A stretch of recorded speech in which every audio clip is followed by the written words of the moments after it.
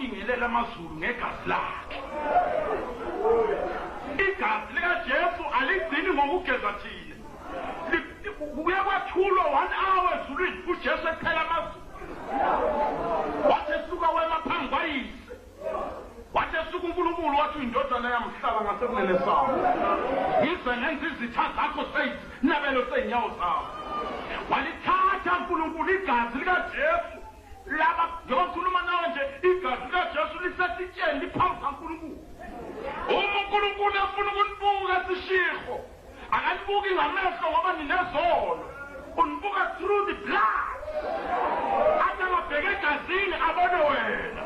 Athi angabheke egazini abone nawe embuzini. Athi angabheke egazini abone nawe enkilithi. Sibhekwe egazini. Kuya ngokuthi ukhona yini egazini. Mhlawumbe khona kulezi zimbuzi.